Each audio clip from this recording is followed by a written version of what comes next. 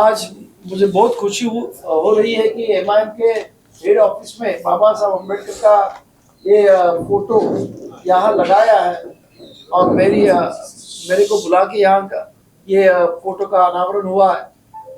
मैं देख रहा हूँ कि आज बाबा साहब अम्बेडकर को मानने वाले लोग पहले एक पर्टिकुलर एससी समाज के थे, मगर आज पूरा भारतवर्ष बाबा साहब अम्बेडकर को मानने लगा। नहीं तो पूरे वर्ल्ड में बाबा साहब अम्बेडकर का आज नाम है। आज आप वॉशिंगटन में जाएंगे, न्यूयॉर्क में जाएंगे, क्या कोलंबिया में जाएंगे, अमेरिका जैसे इसमें, तो बाबा साहब अम्बेडकर के स्टेचू दिखाई देंगे। पूरे वर्ल्ड में बाबा साहब अम्बेडकर के स्टेचू है। तो बाबा साहब अम्बेडकर ने जो ह्यूमैनिटी के लिए काम किया है वो बहुत सराहनीय है। और खास करके इस देश में जहाँ जाति धर्म के नाम पे हर टाइम राइट्स होते रहे, उसमें बाबा साहब अम्बेडकर ने जो संविधान दिया है, जिसमें हर आदमी को अपने धर्म के अनुसार अपना जो भी ये धर्म का नियम है उससे आप ये कर सकते हैं। मगर आज दुर्भाग्यवश यहाँ इस देश में कुछ मनुवादी लोगों ने यहाँ टेढ़ निर्माण करने की कोशिश कर रही है। मगर मुझे पूरी उम्मीद है कि आने वाले कल में बाबा साहब अम्बेडकर का जो विचार है, जो सर्वधर्म समभाव, वो इस देश में प्रबल होते जाएगा और लोग बाबा साहब अम्बेडकर के प्रति जो आज बहुत सारे लोग श्रद्धा, आज ओबीसी समाज भी बाबा साहब के प्रति श्रद्धा रख रहा है।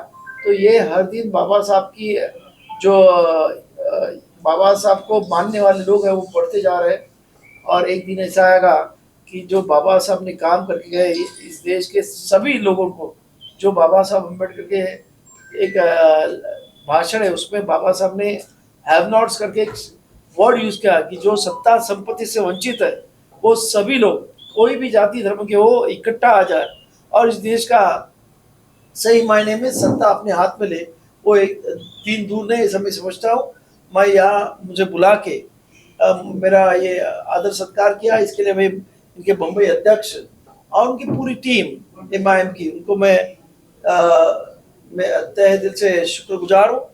और जय भीम, खुदा हाफिज़। सबसे पहले मैं आनंद राज अम्बेडकर साहब का धन्यवाद करूंगा कि वो एमआईएम के एक बुलावे पे इस एमआईएम हेड ऑफिस पे आए और बाबा साहब की तस्वीर पे फूल चढ़ाए। उन्होंने फूल चढ़ाने का मतलब ये है कि बाबा साहब को मानने वाले वर्ग पूरे हिंदुस्तान में है, लेकिन एमआईएम पार्टी जब से ये पार्टी बनी है तब से बाबा साहब को मानते हुए आ रही है। हमारे सदर बैरिस्टर असदुद्दीन ओवैसी साहब बाबा साहब के दिए हुए संविधान को हमेशा से मानते हुए और इस संविधान को लागू करने के और इस संविधान को पालन करते हुए जो भी अपना काम करते हैं उस संविधान के अनुसार ही करते हैं वो। तो इनके लिए मैं आज आनंद साहब का तहे दिल से शुक्रगुजार हूँ कि वो आज हमारे बुलाने पे आए यहाँ पे। जिस तरीके से 3-4 घटनाएं इस देश में अभी चल रही है, तो सबसे पहले मैं आप लोगों को बता दूं कि आज का जो प्रेस कॉन्फ्रेंस है वो इसलिए भी बुलाया गया है क्योंकि 22 तारीख को मुंबई के अंदर हमारे सदर बैरिस्टर असदुद्दीन ओवैसी साहब आ रहे हैं और मुंबई में उनका जलसा है जोगेश्वरी में। और वो खास करके इसके लिए आ रहे हैं कि जो आज देश के अंदर पार्लियामेंट के अंदर जो एक बिल आया है जिसका नाम है वक्फ बोर्ड अमेंडमेंट बिल, वो बिल क्या है और वो कितना खतरनाक है आज मुसलमानों के लिए, इस समाज के लिए। मुसलमान की जितनी भी प्रॉपर्टीज बाय यूज है, user by property, waqf by user, वो कितनी खतरनाक है आज देश के अंदर। आज देश में मुसलमान अपने आप को कहीं ना कहीं यतीम पा रहा है, कोई उसका साथ देने वाला नहीं दिख रहा है। इसके लिए असदुद्दीन ओवैसी साहब पूरे हिंदुस्तान में जा जाके वक्फ बोर्ड का बिल क्या है ये सभी लोगों को इसकी जानकारी दे रहे हैं। और इस वजह से मुंबई के अंदर 22 तारीख जोगेश्वरी स्थल पे वो आ रहे हैं। 23 तारीख को इम्तियाज जलील साहब औरंगाबाद से तिरंगा रैली लेके मुंबई आ रहे हैं और वो इसलिए आ रहे हैं क्योंकि वो एक प्रोटेस्ट रैली है। आप लोगों को पता होगा कि रामगिरी महाराज साहब ने क्या कहा था, वो आप लोगों को पता ही होगा कि उन्होंने हुजूर की शान में गुस्ताखी की थी और उस गुस्ताखी को शाबाशी देने के लिए मौजूदा मुख्यमंत्री हमारे एकनाथ शिंदे साहब उनके मंच पे जाते हैं और उनको ये कहते हैं कि आपका कोई बाल भी बाका नहीं करेगा। तो ये शर्मनाक चीज़ इस महाराष्ट्र में हो रही है। और उसी के ऊपर उनका एक नेता फिर बढ़ चढ़ के कहता है कि अगर किसी ने भी रामगिरी महाराज के एफआईआर को लेके या उनके खिलाफ किसी ने एक भी शब्द कहा तो उस मुसलमानों को हम मस्जिद में घुस घुस के चुन चुन के मारेंगे।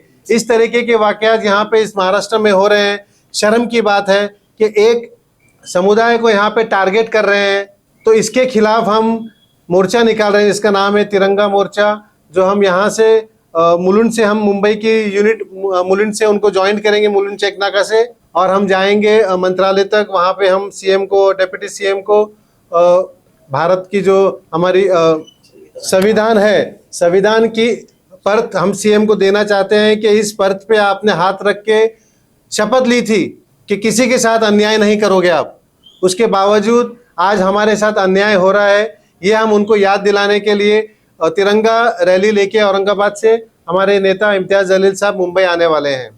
चुनाव का मौसम आ गया है, चुनाव की तैयारी हर पार्टी कर रही है। इसके अंदर एमआईएम ने भी अपनी चुनाव की तैयारी स्टार्ट कर दी है।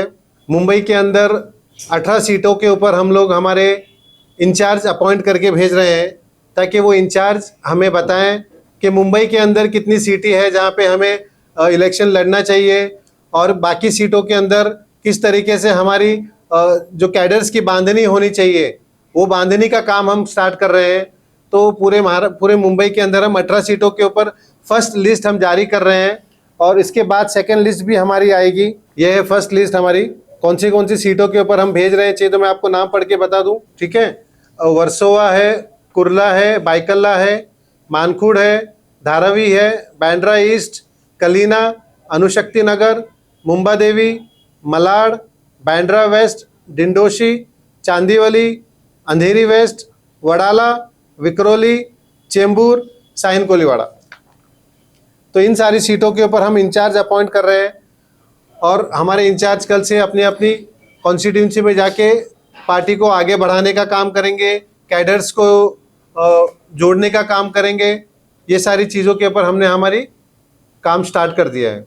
मैं आप लोगों को 22 तारीख का जो हमारा सदर साहब जो मुंबई आ रहे हैं, उसका एक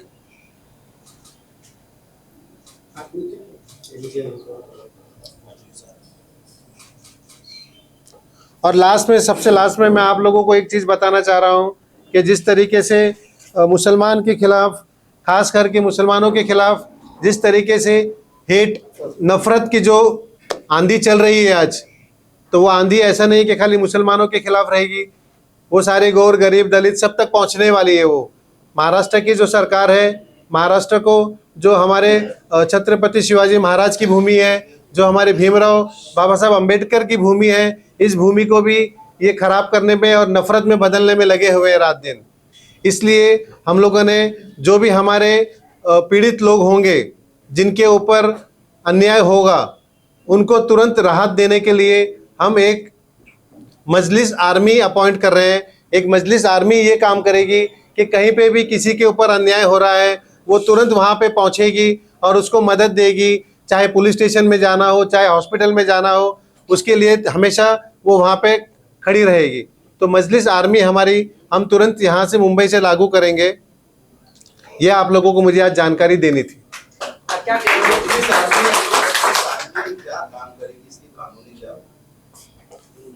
देखिए, मजलिस आर्मी का काम यही होगा कि जो भी जिस लोगों के ऊपर जुल्म हो रहा है, जैसे अभी हमारे एक हाजी चाचा थे जिसके ऊपर कल्याण के अंदर उनके ऊपर जुल्म हुआ कि उनके टिफिन चेक किए गए, उसमें क्या खाना खा रहे हैं, उसके ऊपर उनको पीटा गया।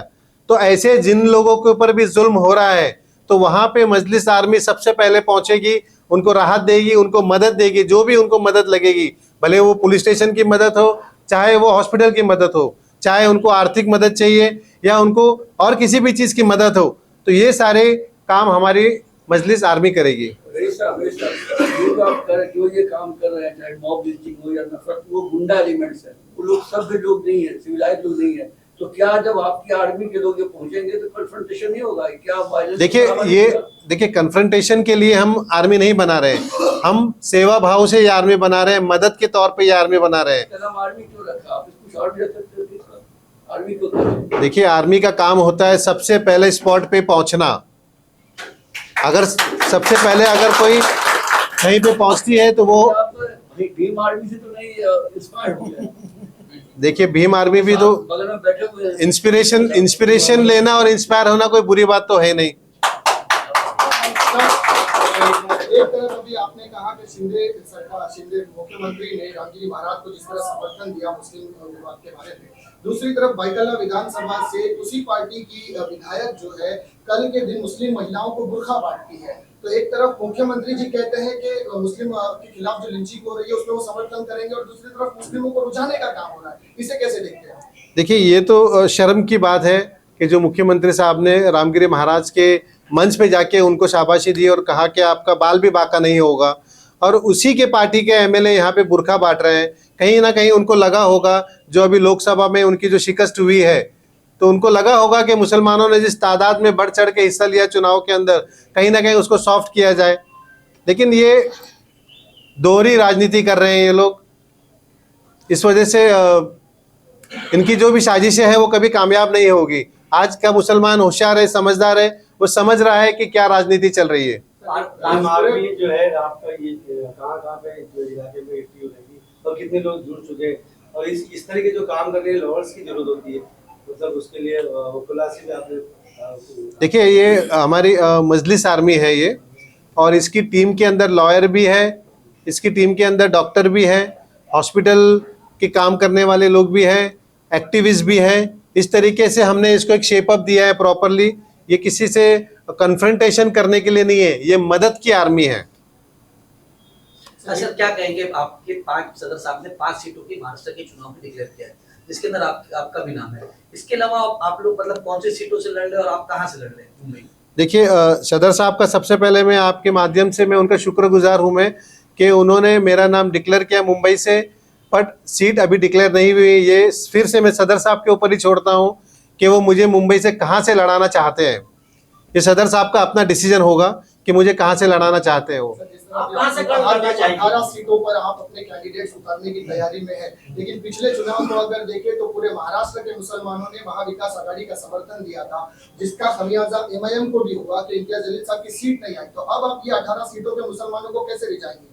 देखिए, आप जो बात कर रहे हैं वह 2024 की लोकसभा की बात कर रहे हैं, और शर्म से मुझे कहना पड़ेगा कि महाविकास आघाड़ी ने पूरे महाराष्ट्र के अंदर एक भी मुसलमान उम्मीदवार नहीं दिया था। एक ही मुसलमान एमपी था जो चुनाव लड़ रहा था फिर से, जिसका नाम है इम्तियाज जलील साहब। उसको हराने के अंदर इन्होंने कोई कसर नहीं छोड़ी, और वो चुनाव अलग मोमेंट पे था, संविधान बचाने के ऊपर था वो। और आज का जो चुनाव होने वाला है ये अलग मोमेंट पे होने वाला है। वो चुनाव और इस चुनाव को आप एक नहीं काउंट कर सकते हो। क्या लगता है आप 18 सीट पे आने वाले वक्त में चुनाव लड़ेंगे या उससे ज्यादा सीटों पे लड़ेंगे? देखिए, आज हम हमारी सीटों की तैयारी कर रहे हैं, हमारी समीक्षा कर रहे हैं कि हमें कितनी सीटों पे लड़ना चाहिए।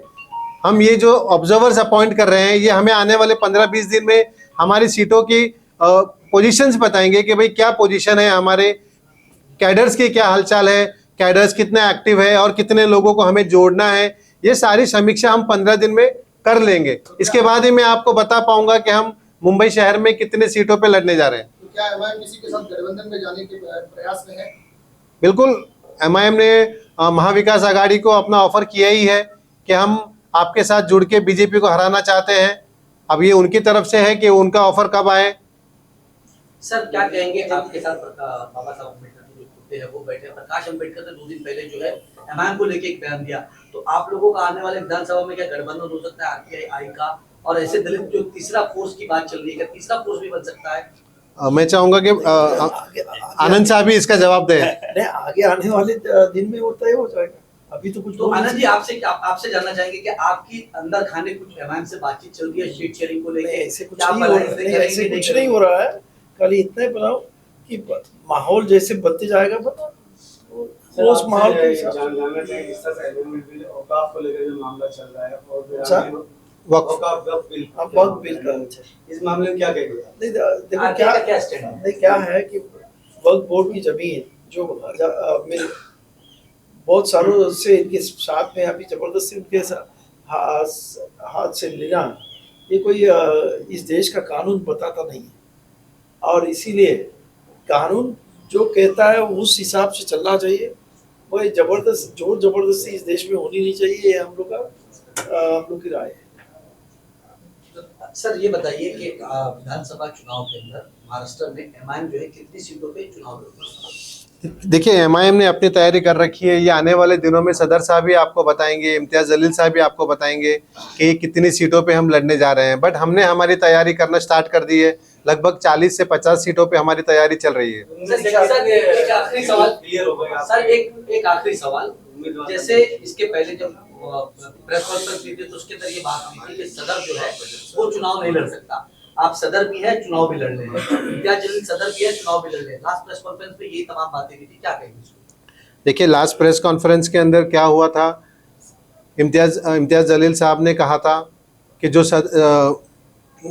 मुंबई अध्यक्ष जो हमारे थे कि उनको ये कहा गया था कि आप सीट पे इलेक्शन लड़ लीजिए। उन्होंने भी हामी भरी थी कि मैं एक सीट पे बाईकला से चुनाव लड़ना चाहता हूं। अब ये पार्टी का निर्णय है कि पार्टी किसको कहां से लड़ा है। पार्टी ने मुझे अपना सदर मुंबई का नियुक्त किया है और मुझे पता भी नहीं था, लेकिन फिर भी मेरी सीट यहाँ से मुंबई से डिक्लेयर हो गई है। तो ये तो अभी सदर साहब भी बता सकते हैं, इम्तियाज जलील साहब भी बता सकते हैं कि मुंबई के अंदर आने वाले दिनों में मुझे कहाँ से चुनाव लड़ना है। जहाँ से मेरे सदर बोलेंगे मैं वहाँ से लड़ूंगा। अगर वो बोलेंगे नहीं लड़ना है तो नहीं भी लड़ूंगा, लेकिन मैं पार्टी के लिए खड़ा हूँ। आपके साथ साथ जो सीट डिक्लेयर क्या चीज? मुंबई से कितनी सीट डिक्लेयर हो चुकी है? मुंबई से एक ही सीट डिक्लेयर हुई है, लेकिन कॉन्स्टिट्यूएंसी अभी तक डिक्लेयर नहीं हुई कि कहाँ से मुझे लड़ना है। मेरा ही नाम डिक्लेयर हुआ है, लेकिन अभी तक कॉन्स्टिट्यूएंसी डिक्लेयर नहीं हुई है। आने वाले दिनों में हो सकता है 22 तारीख को जो जलसा होने जा रहा है उसके अंदर शायद ये चीज़ों का खुलासा आपको मिल जाए।